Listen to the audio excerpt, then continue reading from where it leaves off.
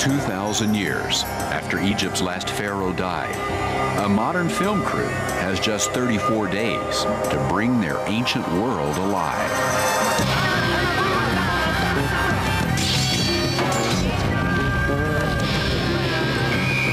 But putting history on film is always a delicate business. And tackling ancient Egypt may be the toughest filmmaking challenge of all.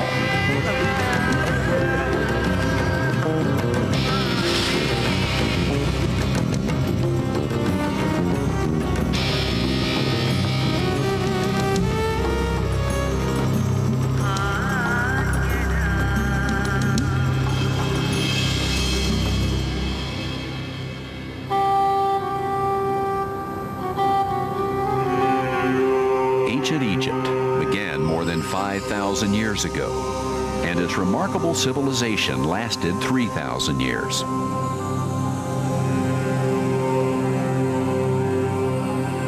The magnificent remains of Egypt's glorious past include the pyramids, temples, Tut's tomb and its treasures. Yet the people that created them were a mystery to us.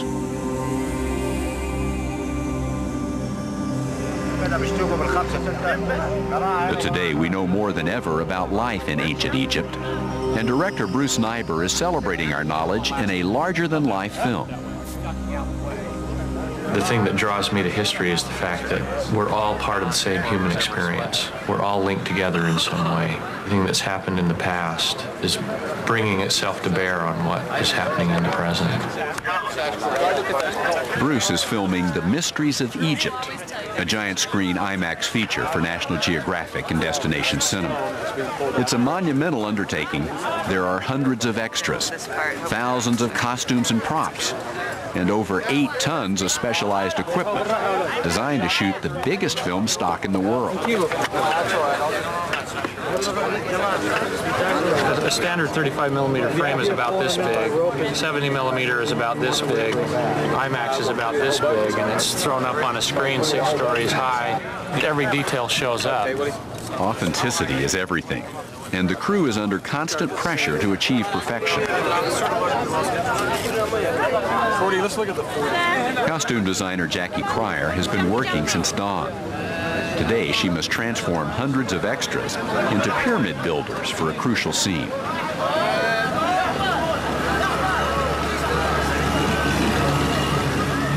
Downriver, archaeological advisor Zahi Hawass waits for shooting to start with producers Scott Swafford and Lisa Truitt. We take full responsibility for everything bad in the film. If it works, Zahi invented it. Exactly. If anything wrong, I will throw Lisa and Scott and Bruce on the knife. Getting it right can be difficult, because just how the Egyptians did build the pyramids is still a mystery. We know they devised a system for moving mammoth chunks of limestone. We know the system was efficient. One 5,000-pound stone could be added to a rising mound every 2 minutes.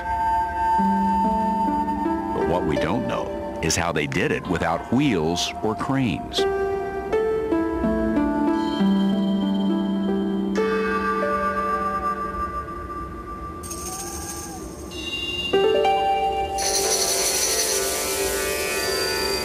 They simply do not show pyramid building anywhere.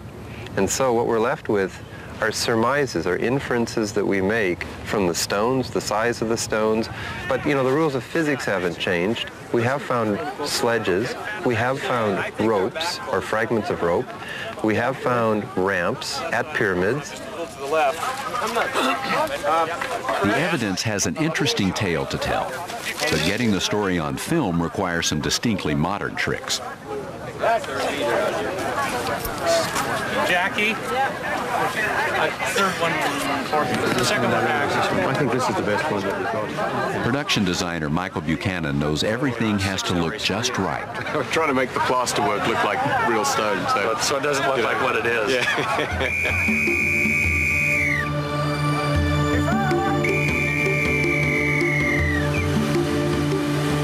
The plaster stones weigh only a fraction of the real thing, but the actors' efforts are real.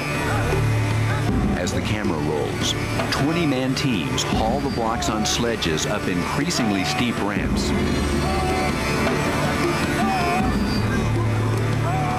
It's a dazzling sight, and one not seen on the Giza Plateau in over 4,000 years. Until now, I haven't seen any film that is done on ancient Egypt that's accurate. All what I see is like 30% accurate until now.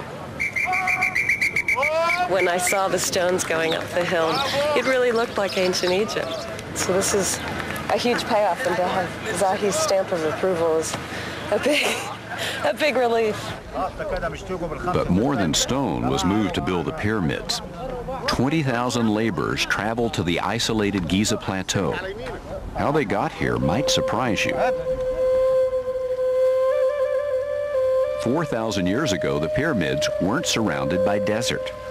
The Egyptians built harbors and canals that brought the Nile deep into the Giza Plateau. We can imagine back 4,600 years ago, Cubes building his pyramid. What he did, he cut this harbor, and the harbor was connecting with the Nile. The harbor was used every morning when the workmen are coming. Everyone is holding his lunch and coming in boats, and they work here and building the pyramid from the sunrise to the sunset. Bringing that ancient harbor to life will be one of the most difficult tasks the crew undertakes. But Bruce wants the scene on film. You see people just relaxing. All the modern tools are employed. Extras across the river are cued by walkie-talkie. And even the sailboat has a motor hidden from view. Who's that? You, Ben. Duck out, man. Okay, turn over. Roll it, please. Turning. But nothing goes as planned. The wind won't cooperate, and the Nile's current forces the boat backwards. Keep it going. Oh, man, collision. What was done with ease over 4,000 years ago may be too much to accomplish this day. So, Bruce, what do you think? Well, Have a panic moment here. see what I'm wondering, if we had some big lengths of rope that we could throw on shore, draw that in. Sure. It's a last-ditch attempt. Sail the boat anywhere near the shore and had the extras drag it in with ropes. Gotta work this time. That's all. Do it. Throw the damn rope. But the nightmare continues. The light is going, and the shot with it. I quit. He was trying to get in. He's trying to get in right. The boat looks great. Yeah, all the physical elements are great. Just wanted to get the boat But if he's closer to the edge. go up the river, turn around, and come back. And we finally we have to move on and do other things. At least there were no casualties. During the actual building of the pyramids, mistakes often resulted in serious injury, and sometimes death.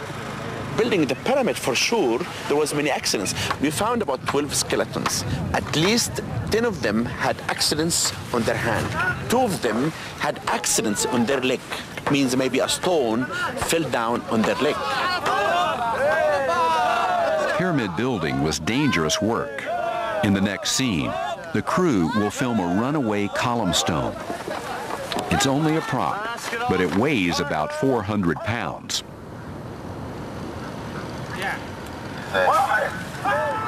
Actors, extras, and an Egyptian stunt woman must scramble out of the column's path at the last possible moment. There is little room for error.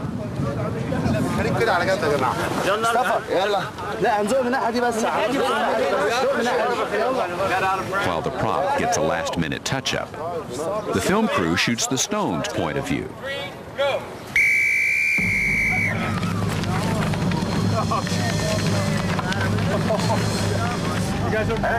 She's quick, I think. I've done things like this before, but not as dangerous. Finally, both camera and column are ready to roll. 3, 2, 1, go!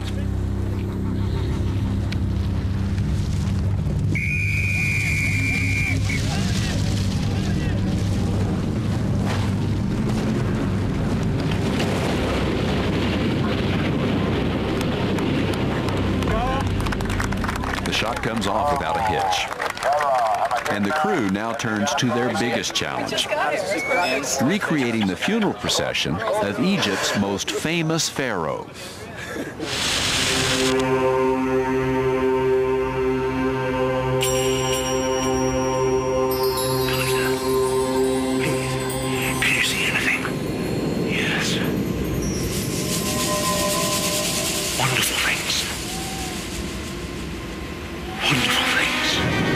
In 1922, an obscure English archaeologist named Howard Carter unearthed the remains of an even more obscure pharaoh named Tutankhamun. Carter had discovered what all others had despaired of ever finding, a virtually unlooted pharaoh's tomb. And the treasures of King Tut have never relinquished their grip on the world's imagination.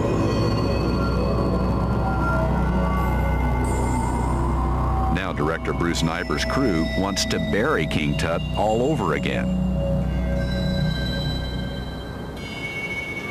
High above a desert valley, the crew prepares to capture the boy king's funeral procession. In Tut's time, the pharaohs no longer built pyramids for their tombs. Instead, they hid their treasure-filled burial sites in the remote Valley of the Kings. Anything that we're not using on this shot. The valley can be a tricky place to shoot, as the director of photography, Reed Smoot, knows all too well. It's tough because the sun, it hits the horizon, it's beautiful for about 30 seconds, and then boom, you know, it's midday. But everyone feels the pressure, and lining up extras can be the bane of any casting director's existence.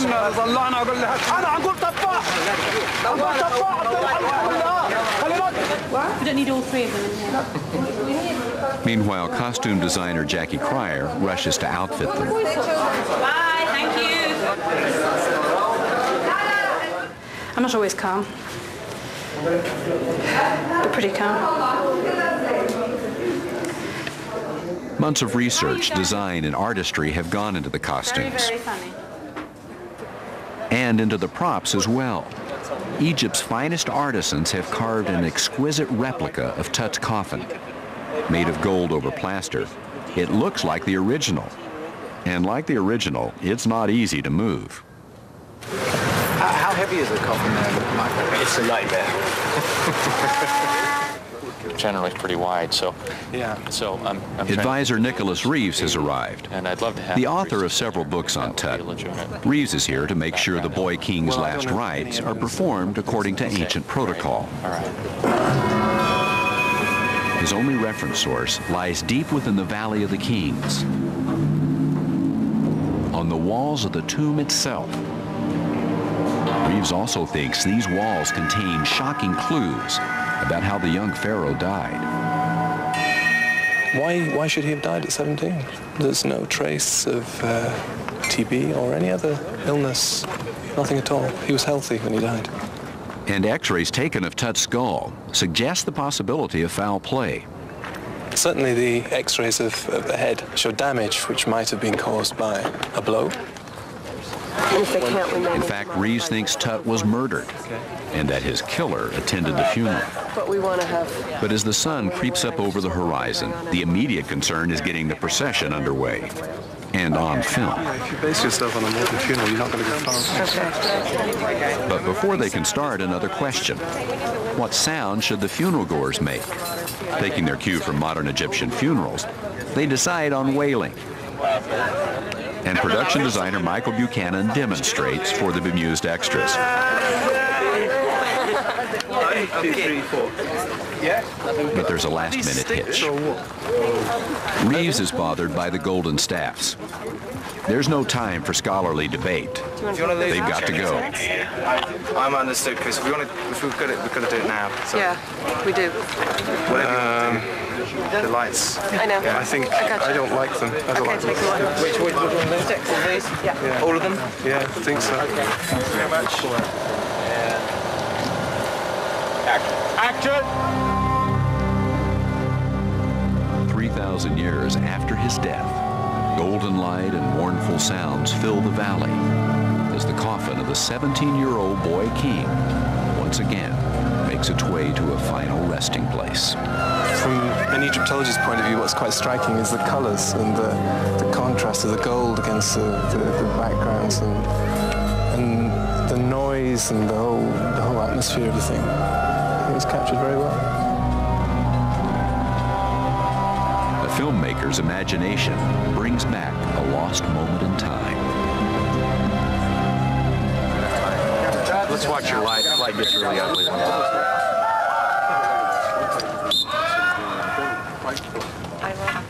At last, it's time to rehearse the scene where Tut's advisor, Ai, administers last rites, just as recorded on the tomb paintings. But Reeve suspects Ai had more than a ceremonial role in the young pharaoh's death. Ai may well have had a hand in Tutankhamun's downfall, I suspect. He had the most to gain. It was Ai who took over the pharaoh's throne after Tut's death. But we may never know the truth.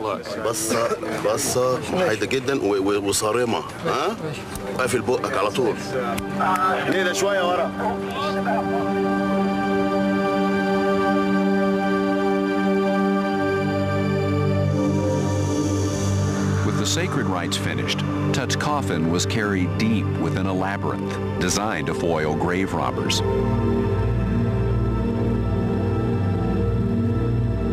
Sealed in for an eternity, which turned out to be a mere 3,000 years.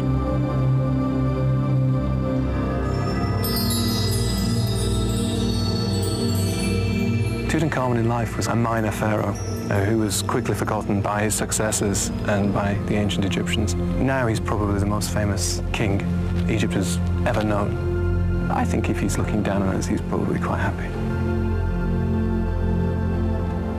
One of my hopes for this film is that people will see it and they'll be stimulated enough to go to the library to learn more about the subject.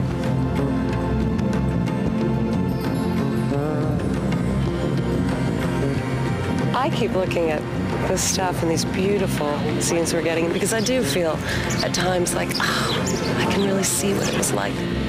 Creating a sense of past is what they've pursued all these days under the desert sun, hoping to share the secrets of ancient Egypt.